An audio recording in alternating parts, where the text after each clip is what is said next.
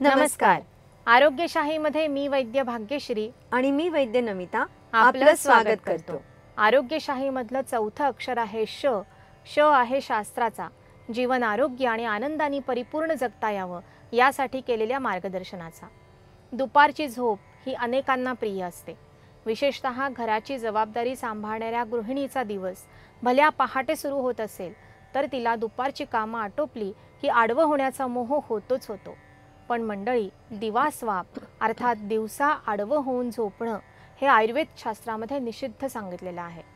निसर्गाला धरून चालणं हे आयुर्वेदातलं पहिलं महत्त्वाचं तत्त्व. त्यामुळे सूर्य आकाशात असताना झोपून राहणं हे आरोग्य नियमात बसत नाही. आयुर्वेद शास्त्र म्हणतं दुपारी झोपल्यामुळे शरीरातले कफपित्त दोष वाढतात. पर्यायाने अंग जड होणं, ॲसिडिटी, डोकं दुखणं, अंग जखडणं, वारंवार सर्दी खोकला होणं, अंगावर सूज येणं यासारखे त्रास होऊ लागतात.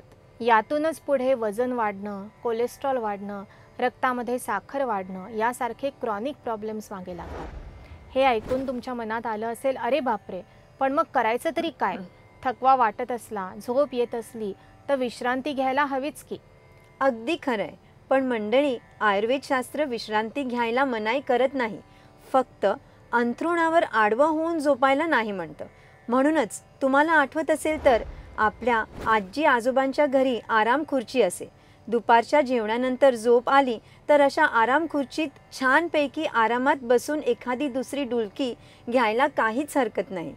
सध्याच्या मॉडर्न घरातही रिक्लायनिंग सोफा सेट्स असतात. त्यावरही आरामात बसता येतं, डुलकी घेता येते. अगदी गाढ झोप लागली आणि एखादं स्वप्न जरी पडलं तरी काही हरकत नाही.